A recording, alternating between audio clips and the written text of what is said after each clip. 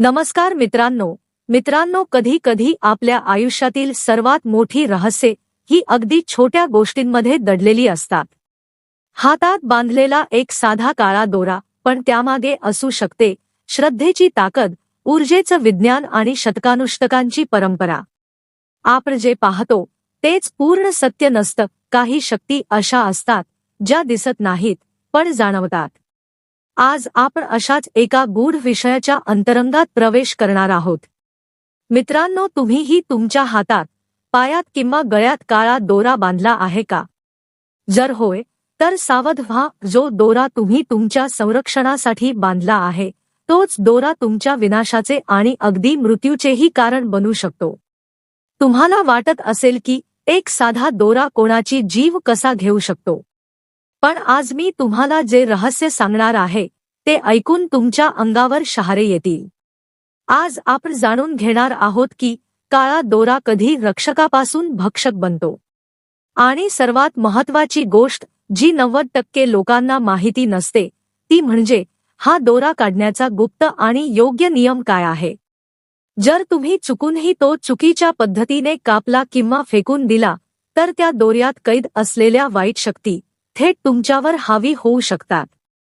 तो रहस्यमय उपाय काय आहे तो मी तुम्हाला पुढे सांगणार आहे. पण त्याआधी हे समजून घेणे गरजेचे आहे की हा दोरा काम कसा करतो. काही वर्षांपूर्वीची गोष्ट आहे. बनारसच्या एका छोट्या गावात राहणाऱ्या रमेश नावाच्या व्यक्तीने एका तांत्रिकाच्या सांगण्यावरून आपल्या उजव्या पायात काळा दोरा बांधला होता. त्याला व्यापारात सतत तोटा होत होता आणि कुणीतरी त्याला सांगितले की हा दोरा त्याला प्रत्येक वाईट नजरेपासून आणि काळ्या जादूपासून वाचवेल. दोरा बांधल्यानंतर काही दिवसांतच रमेशचा व्यापार अचानक वाढू लागला. त्याच्याकडे पैसे येऊ लागले आणि सर्व काही खूप चांगले होऊ लागले. पण एके दिवशी अंघोळ करताना रमेशचा तो दोरा कुठल्यातरी वस्तूत अडकून तुटला. रमेशने काहीही विचार न करता तो तुटलेला दोरा उचलला आणि घराबाहेर कचऱ्यात फेकून दिला. त्याला वाटले की दोरा तुटला आहे तर आता त्याचा काय उपयोग. पण त्याला हे माहीत नव्हते की त्याने आपल्या आयुष्यातील सर्वात मोठी चूक केली आहे. त्याच रात्रीपासून रमेशच्या घरी विचित्र घटना घडू लागल्या. रात्रीच्या अंधारात त्याला कुणाच्या चालण्याचे आवाज ऐकू येऊ लागले. त्याचा व्यापार जो आकाशाला भिडत होता तो अचानक कोसळला. रमेश गंभीरपणे आजारी पडला आणि कोणताही डॉक्टर त्याच्या आजाराचे कारण शोधू शकत नव्हता. त्याची अवस्था इतकी खराब झाली की तो मृत्यूच्या उंबरठ्यावर पोहोचला. शेवटी रमेशसोबत असे का झाले याचे उत्तर आपल्या प्राचीन वेदांमध्ये आणि तंत्रशास्त्रात दडलेले आहे. काळा रंग भगवान शनिदेव आणि काल भैरव यांचे प्रतीक मानला जातो. जेव्हा आपण मंत्रांनी सिद्ध केलेला काळा दोरा परिधान करतो तेव्हा तो दोरा आपल्या भोवती एक संरक्षण कवच तयार करतो. हे संरक्षण कवच कोणतीही नकारात्मक ऊर्जा, वाईट नजर किंवा काळी जादू आपल्या शरीरात प्रवेश करू देत नाही. पण हा दोरा त्या वाईट शक्तींना नष्ट करत नाही तर त्यांना स्वतःमध्ये शोषून घेतो. तुम्ही त्याला स्पंजसारखा समजू शकता जो सगळी घाण स्वतःमध्ये ओढून घेतो. जेव्हा रमेशने तो दोरा कोणताही नियम पाळता कचऱ्यात फेकला तेव्हा त्या दोऱ्यात कैद असलेली सर्व नकारात्मक ऊर्जा अचानक मुक्त झाली आणि कारण रमेशनेच तो दोरा परिधान केला होता ती सर्व ऊर्जा थेट त्याच्यावर आणि त्याच्या जीवनावर हावी झाली. म्हणूनच तंत्रशास्त्रात दोरा धारण करण्यापेक्षा तो काढण्याच्या नियमांवर अधिक भर दिला जातो. मी तुम्हाला तो गुप्त नियम नक्की सांगणार आहे कारण तोच या संपूर्ण माहितीचा सर्वात महत्त्वाचा भाग आहे. पण त्याआधी तुम्हाला हे जाणून घ्यावे लागेल की कोणत्या लोकांनी काळा दोरा अजिबात परिधान करू नये. ज्योतिषशास्त्रानुसार काही राशी अशा असतात ज्यांच्यासाठी काळा रंग वर्ज्य मानला जातो. जर तुमची रास मेष किंवा वृश्चिक असेल तर तुम्ही खूप सावध राहण्याची गरज आहे. मेष आणि वृश्चिक राशीचा स्वामी मंगळ ग्रह आहे. मंगळदेव आणि शनिदेव यांच्यात वैरभाव मानला जातो. जेव्हा या राशीचे लोक काळा दोरा घालतात तेव्हा त्यांच्या जीवनात मंगळ आणि शनी यांचा संघर्ष सुरू होतो. त्यामुळे व्यक्तीच्या स्वभावात राग वाढतो. तो चुकीचे निर्णय घेऊ लागतो आणि त्याच्या जीवनात अपघातांची शक्यता खूप वाढते. जर तुम्ही या राशींपैकी असाल आणि तुम्ही काळा दोरा घातला असेल तर तो काढण्याचा विचार करायला हवा. पण थांबा, अजून तो काढू नका, कारण योग्य पद्धत माहिती नसताना त्याला हात लावणेही धोकादायक ठरू शकते. चला आता बोलूया की काळा दोरा घालताना कोणत्या चुका करू नयेत. बरेच लोक बाजारातून कुठलाही साधा काळा दोरा आणतात आणि तो आपल्या हातात किंवा पायात बांधतात. ही सर्वात मोठी चूक आहे. मंत्रांनी सिद्धन केलेला दोरा फक्त एक साधा सुताचा तुकडा आहे. तो तुमचे कोणतेही संरक्षण करू शकत नाही. उलट काळा रंग असल्यामुळे तो नकारात्मक शक्तींना तुमच्याकडे आकर्षित करू शकतो. नेहमी लक्षात ठेवा, काळा दोरा भैरवनाथाच्या मंदिरातून आणलेला असावा किंवा शनी मंदिरातून. तो शनिवार किंवा मंगळवार या दिवशीच परिधान करावा. धाग्यात नेहमी 9 गाठी मारल्या पाहिजेत. या 9 गाठी आपल्या शरीरातील 9 द्वारांचे आणि नवग्रहांचे प्रतीक असतात. प्रत्येक गाठ मारताना भगवान शिव किंवा भैरव बाबा यांचे स्मरण करावे. एकदा तुम्ही हा दोरा परिधान केला की तुम्ही मांस आणि मद्य यापासून पूर्णपणे दूर राहिले पाहिजे. जे लोक काळा दोरा घालून दारू पितात किंवा चुकीची कृत्ये करतात त्यांना शनिदेवांच्या भयंकर कोपाचा सामना करावा लागतो. त्यांचे जीवन दुःखांनी भरून जाते. मी तुम्हाला मध्य प्रदेशातील एका प्रसिद्ध मंदिरातील घटना सांगतो. तिथे एक व्यक्ती आला होता ज्याच्या हातात अनेक काळे दोरे बांधलेले होते. त्याने गळ्यातही एक जाड दोरा घातला होता. तो व्यक्ती मंदिरातील पुजाऱ्यांकडे गेला आणि रडू लागला. त्याने सांगितले की जेव्हापासून त्याने हे दोरे घातले आहेत तेव्हापासून त्याच्या घरात कोणी ना कोणी नेहमी आजारी असते. पुजाऱ्यांनी नीट पाहिले असता त्यांना आढळले की त्या व्यक्तीने काळ्या दोऱ्यासोबत त्याच हातात एक लाल दोराही बांधला होता. ही आणखी एक मोठी चूक आहे जी लोक अनेकदा करतात. शास्त्रांमध्ये स्पष्टपणे सांगितले आहे की जेव्हा तुम्ही भगवान शनिदेव किंवा भैरव बाबांचा काळा दोरा घालता तेव्हा त्यासोबत दुसऱ्या कोणत्याही रंगाचा दोरा जसे लाल, पिवळा किंवा केशरी घालू नये. असे केल्याने दोऱ्यांच्या शक्ती एकमेकांशी कराव करतात आणि त्याचा पूर्ण परिणाम उलटा होतो. हे अगदी तसेच आहे जसे तुम्ही एका म्यानात 2 तलवारी ठेवण्याचा प्रयत्न करत आहात. पुजाऱ्यांनी त्वरित एक विशेष अनुष्ठान करून त्याचे दोरे काढले आणि तेव्हाच त्या व्यक्तीच्या जीवनात शांती आली.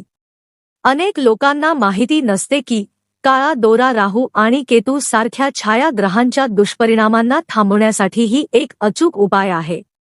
राहू आणि केतू यांचे स्वतःचे कोणतेही भौतिक शरीर नसते.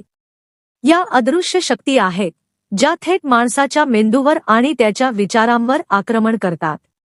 जेव्हा एखाद्या व्यक्तीवर राहू हावी होतो तेव्हा तो माणूस भ्रमात जगू लागतो. त्याला सर्वत्र कटकारस्थान दिसू लागते आणि तो आपल्या लोकांशीच भांडू लागतो. केतू माणसाला अध्यात्मापासून दूर करतो आणि त्याला भयंकर मानसिक वेदना देतो. अशा वेळी मंत्रसिद्ध केलेला काळा दोरा एका अटेनासारखे काम करतो. हा दोरा राहू आणि केतू यांच्या अदृश्य तरंगांना तुमच्या शरीरात प्रवेश करण्यापूर्वीच थांबवतो. पण येथे एक गोष्ट समजून घ्या, जेव्हा हा दोरा या भयानक शक्तींना थांबवतो तेव्हा त्याच्या आत खूप जड आणि नकारात्मक ऊर्जा साचू लागते. जर तुम्ही वर्षानुवर्षे तोच एक दोरा घालून ठेवला तर तो दोरा एका वेळेनंतर पूर्ण भरून जातो. अगदी जसे पाण्याचा फिल्टर घाणीने भरतो तसेच. जेव्हा दोरा भरून जातो तेव्हा तो तुमचे संरक्षण करणे थांबवतो.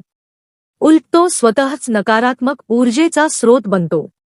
म्हणून दर 6 महिन्यांनी किंवा जास्तीत जास्त एका वर्षात तुमचा काळा दोरा बदलून घ्यावा. आता आपण त्या मुद्द्याकडे जात आहोत ज्याची तुम्ही आतुरतेने वाट पाहत आहात. दोरा काढण्याचा तो रहस्यमय आणि गुप्त नियम. पण त्याआधी एक छोटासा प्रश्न, तुम्ही कधी लक्ष दिले आहे का की काही लोकांचा काळा दोरा आपोआप तुटतो किंवा त्याचा रंग फिका पडू लागतो? ही काही साधी गोष्ट नाही. जेव्हा तुमचा काळा दोरा रंग सोडू लागतो किंवा अचानक तुटून पडतो तेव्हा याचा सरळ अर्थ असा असतो की त्या दोऱ्याने एखादे मोठे संकट स्वतःवर घेतले आहे. तुमच्यावर येणारी एखादी मोठी आपत्ती त्याने थांबवली आहे आणि त्याची संपूर्ण ऊर्जा संपली आहे. अशा वेळी तुम्ही तो तुटलेला दोरा कधीही पुन्हा बांधू नये. तो त्वरित विसर्जित करावा. काही लोक आळसामुळे त्याच तुटलेल्या दोऱ्याला गाठ मारून पुन्हा घालतात. असे केल्याने त्या दोऱ्यात अडकलेली मृत्यूसमान वेदनेची ऊर्जा पुन्हा तुमच्या शरीराशी जोडली जाते. तर शेवटी तो गुप्त नियम काय आहे? जर तुम्हाला तुमचा काळा दोरा बदलायचा असेल किंवा काही कारणास्तव तो कायमचा काढायचा असेल तर तुम्ही काय करावे? नीट ऐका, कारण ही माहिती तुम्हाला दुसरीकडे कुठेही मिळणार नाही. सर्वात पहिली गोष्ट, काळा दोरा कधीही कात्रीने किंवा ब्लेडने कापू नये. होय, तुम्ही अगदी बरोबर ऐकले. धातूचा स्पर्श दोऱ्यांची ऊर्जा दूषित करतो.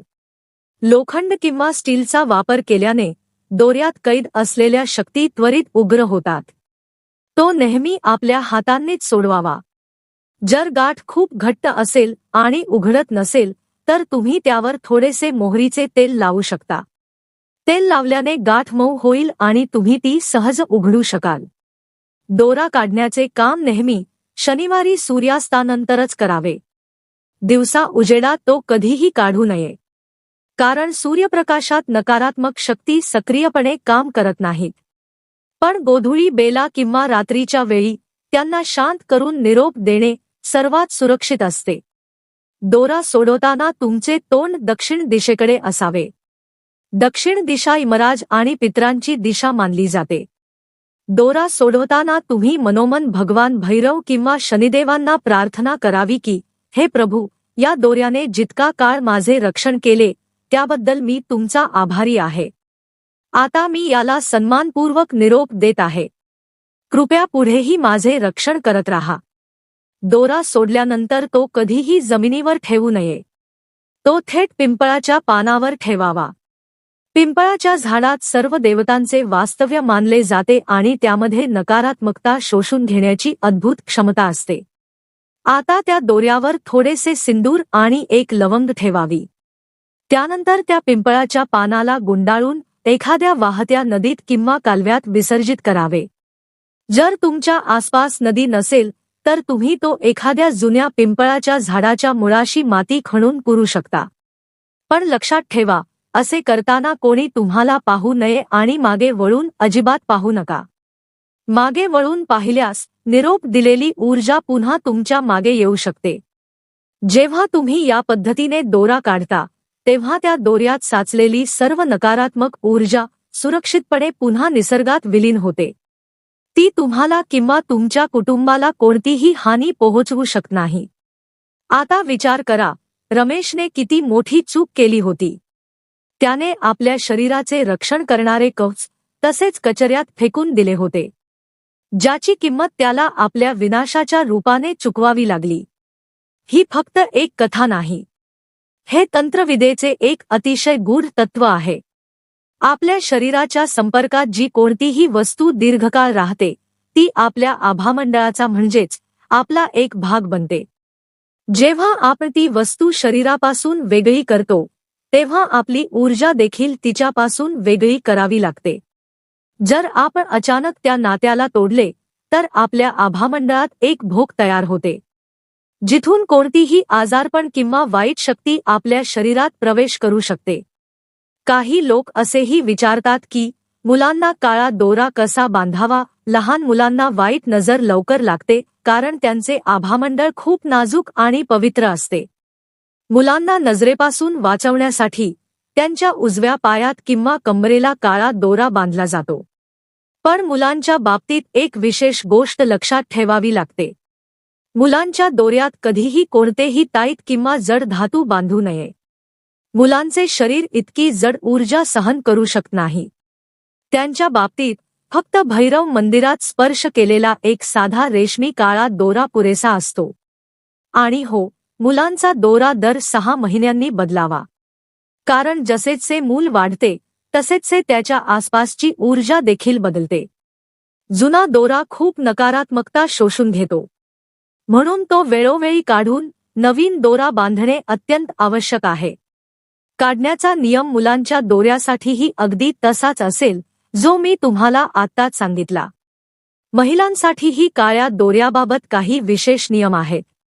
महिलांनी नेहमी आपल्या डाव्या पायात काळा दोरा बांधावा. डावा भाग चंद्रनाडीचा असतो, जो शीतलता आणि शांततेचे प्रतीक आहे. जेव्हा महिला डाव्या पायात काळा दोरा बांधतात तेव्हा त्यांच्या शरीरात हार्मोनल संतुलन टिकून राहते आणि त्यांच्या भोवती एक मजबूत संरक्षण कवच तयार होते. गर्भवती महिलांसाठी तर हा दोरा अभेद्य कवचासारखे काम करतो, जो गर्भातील बाळाला प्रत्येक बाह्य वाईट नजरेपासून वाचवतो. पण मासिक पाळीच्या काळात महिलांनी त्या दोऱ्याला विनाकारण हात लावू नये आणि त्या काळात नवीन दोरा देखील घालू नये. हा काळ शरीराच्या अशुद्धीचा मानला जातो आणि या काळात कोणत्याही पवित्र किंवा मंत्रसिद्ध वस्तूला वारंवार स्पर्श केल्याने तिची ऊर्जा कमी होते. आणखी एक अतिशय गूढ रहस्य आहे जे मी आज तुमच्यासमोर उघड करू इच्छितो.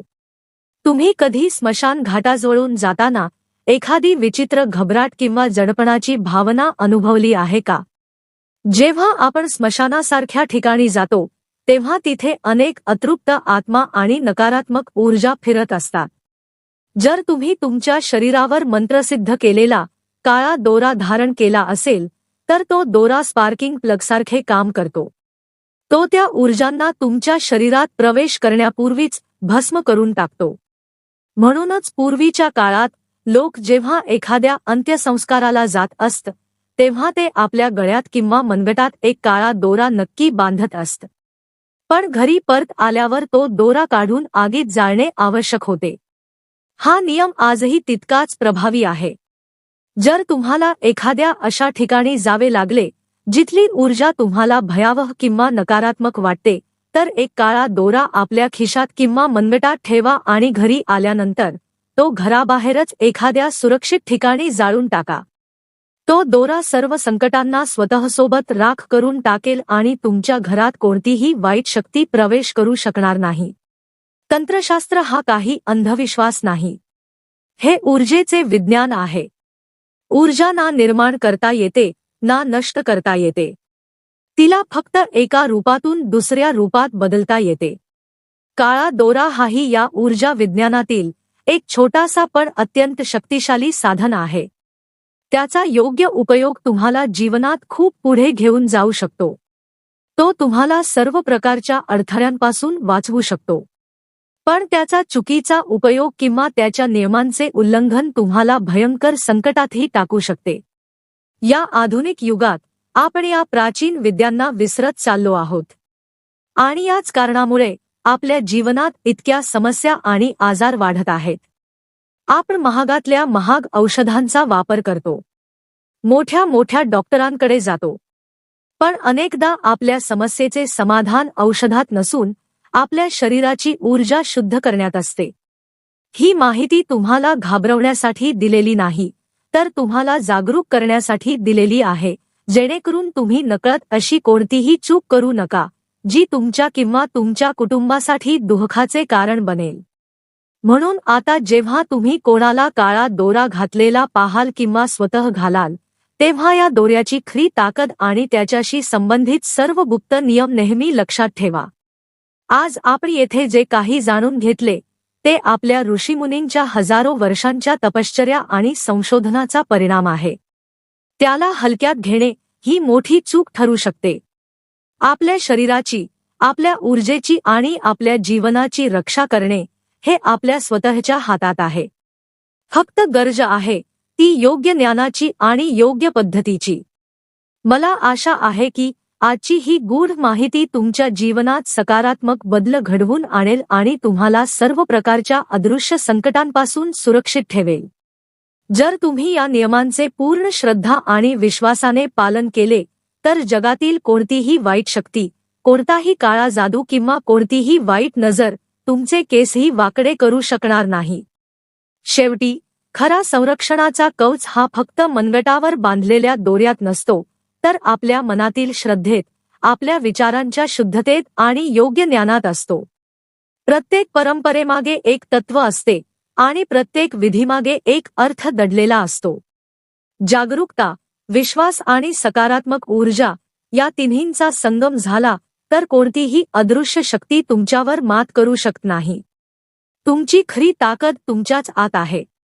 ती ओळखा, जपा आणि प्रकाशाकडे वाटचाल करत राहा. धन्यवाद. ओम नमः शिवाय.